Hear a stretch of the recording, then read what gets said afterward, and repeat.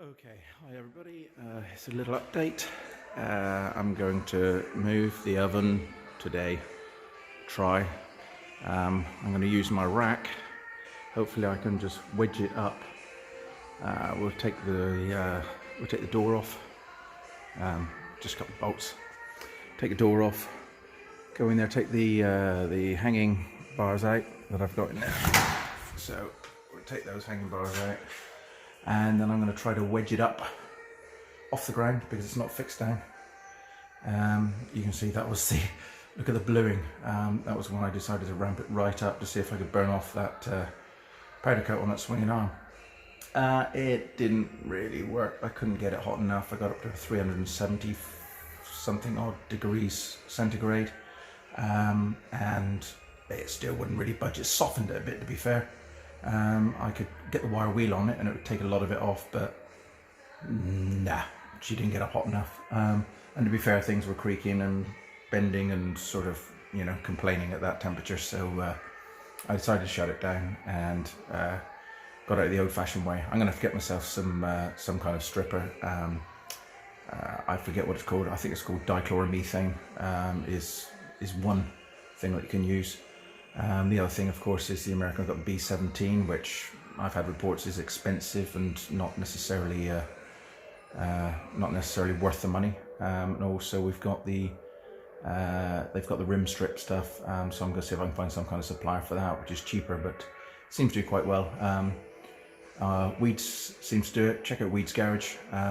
He's a cool dude, and you know, he seems to think it works well. Rimright is another guy, YouTube guy. He uses it, I believe. So it's all cool. So I started stacking stuff back out the way. The stairs I'm not going to move because I'm here by myself due to the COVID-19 outbreak. So I'm self-isolating in my workshop. I need to take off my recirculation. I don't think I'm going to use that. I think I might block all of that up. I've read lots of differing reports whether the circulation is necessary. I'm going to be moving the oven, like I say. My blower, I'm going to turn it 90 degrees. I'm going to whack a hole through there in the middle of the oven. Again, this comes from a recommendation on one of my comments, which is great. I love it when people comment. It makes it all kind of worthwhile, really. I love it when I get advice, and I love giving advice. If I've got the knowledge, I'm happy to share it. So this is what's going to happen today.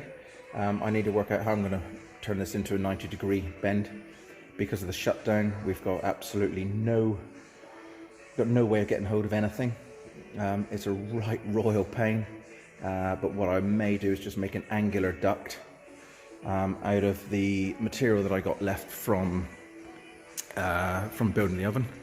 Hopefully I've got enough. If not, there's another fab firm actually I've just been around and seen that's on the same estate as me. But I do have quite a bit of 0.9 left that might be enough to A, patch up the holes, and B, make a right angle duct. Now where it's going is here. So I've got all of this to move. The bench is screwed to the wall because it makes it nice and solid. I'm going to try to get away with not moving the drill. I don't know whether to go long ways across the wall, whatever. I will know once I get it elevated on the trolley. Once I can get it on that one there, get it elevated up, and then I'll be able to decide myself then whether it's worth, whether I go along the wall or come out from the wall. Either way, I've got to be aware that I need to make a booth, a powder booth. So it's all going to depend heavily on where I go with the powder booth. This is the saw, scrapping it, got to get rid of it, load of scrap. So it's just going to be a case of just cleaning all this out. That's going to be the next job, and then see if I can move the hydrovane. Still having troubles with that one. I've actually got the circuit diagrams now, so hopefully we can get that fixed. I've got a Sparky mate of mine who's going to come in and have a look at it. It was, well, you can see, I think that says a lot. It was an auction. I did get it cheap, so I'm happy to spend a bit of money on it. It's certainly not going to be dead by any stretch of the imagination. We've had it fired up, it produces air. What it seems to do is not release air into the system. Very, very strange. Hoping I haven't got to get a hydrovane engineer. Hopefully it's just electronics, because when I replace the contactors that were stuck shut because they were knackered, that's when the problem started, really, because with the contactors broken, strangely enough, it made air all the time and there wasn't any issue. The issue we had with the contactor not working properly was it would overpressure. No, it doesn't make any pressure. So there we go. Go figure. Anyway, I will keep you posted, keep you updated. We're going to move stuff around. The other thing I may do later today is I might, when I've got the blower out, I might just go through how I wired it up so that people can know how to convert to propane if they want to. It is so much cheaper. It is much faster. It seems to produce a better heat. It's fabulous. It's outstanding. It'll be interesting to see how long they last with it constantly clicking on and off when it reaches temp, but the only way to find out is to test it. Anyway, in the meantime, like I say, with the COVID outbreak, stay safe, guys. It's important that we stay away from people. That's why I'm here all by myself. I'm just keeping my head down and keeping my ass up, as it were, and hope it doesn't get kicked. So what I'll do is I'll see you now. If you like the video, like the content, please subscribe. Click a like or dislike. If you do the thumbs down, appreciate it if you let us know why. Same applies for the like, really. If you click a like, drop us a line, let us know what you think. So like I say, click subscribe, hit the bell, all notifications, you know the drill, and then you'll get notifications every time I upload a video. Anyway, bye for now, appreciate it, cheers. Right, okay, after a lot of swearing and cussing, I've had to bulge a right angle so that I can put the oven there. Oh yeah.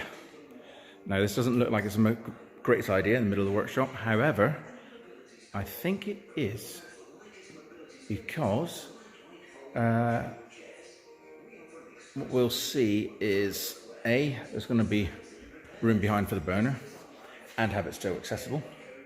And also, of course, at some point I'm going to need to put a filter on that, stop blowing crap in, or shit as they say in Devon. Yeah, there was my lifting rig. I used the hanging rig on some pallet trucks, jacked it a little bit, lifted it up, woohoo, moved beautifully. Okay, but what's going to happen is that this will be the powder coating booth. Sweet, eh? So what I'll do is I will make, if I stand back a sec, I'll make this section here will be the powder coating booth. So I'll move my office, for want of a better expression, and then we'll be able to pull it straight out of here. I'll move all of this. We'll pull it out of here, stick it right in the oven. Job's a good one. Now, I did promise that I would show you the inside of this and how I did this. So excuse the really, really rough electronics here. Well, not electronics, electrics. Now, this is the solenoid. All right, gas solenoid. Now this fitted in there. Now, if you use this big one, I know it's overkill, but if you use the big one, then you can cut a hole there with a hole saw or whatever. And if you use the big one, it's exactly the right length. Look, I didn't have to bend the pipes, didn't have to do anything. It's exactly the right length. So that just sticks out the end. Beauty. Had to do a little bit of, less said about it the better. I will need to tidy this up at some point. The on-off switch down here is going to stay on all the time, and I'll explain that in a minute. Now, all it does really is, if you look at, there's the green and the red wire is to the solenoid. All I've done is this is the up and back to the SSR relay. So it switches that on, but also, if you have a look through the back here, oops, everything's moving. This wire here, sorry, I'm trying to look at it through the camera as well. This wire here actually energizes the heater. So when that switch, when the SSR switches on through the PID controller, it switches on A, that thing, and B, it powers up the board, yep, which powers up the heater. Now, there is nothing really fancy about this.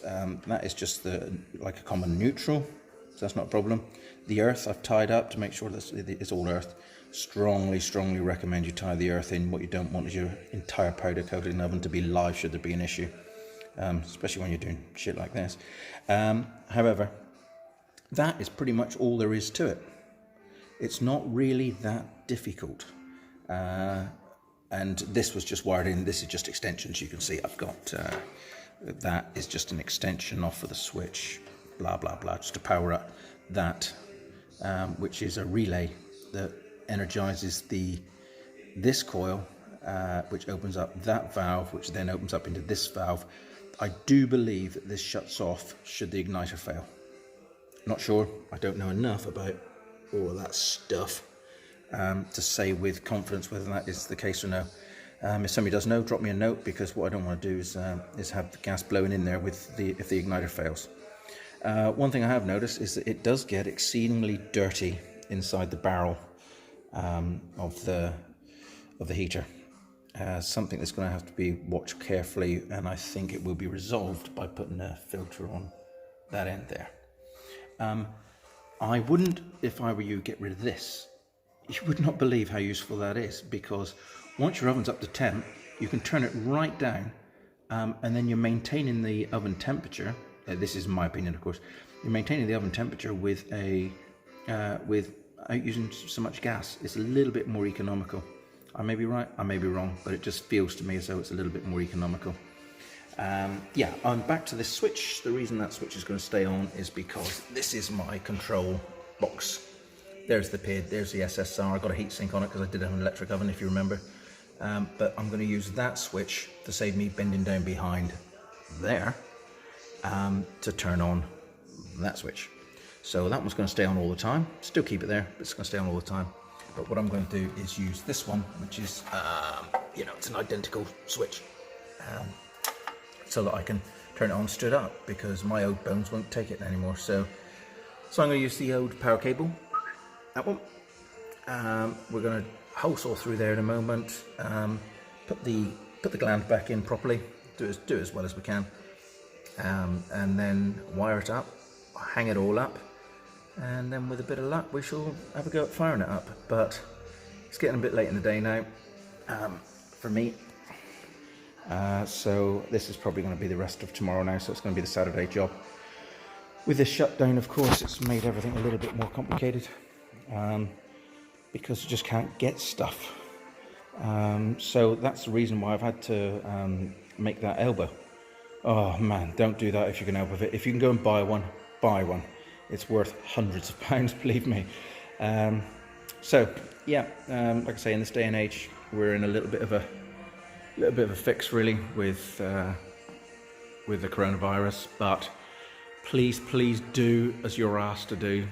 Keep your separation. Stay at home if you can. Stay at home. There are idiots like me out there, but I do work by myself, completely by myself. As I've already said before, I leave my home from my van. In my van, I get here, I jump out of my van, I walk into the workshop. I don't see anybody. In fact, it can be a bit of a lonely old business, but it is what it is. So there we go. Stay safe. If you like the videos, please subscribe or thumbs up. I like a lot of thumbs up. Comments are always welcome, good, bad or indifferent. If there's a thumbs down, wouldn't mind you telling me why, as always. Like I say, smash the subscribe button, hit the bell so you get notifications, and thank you very much for watching. See you later. Cheers.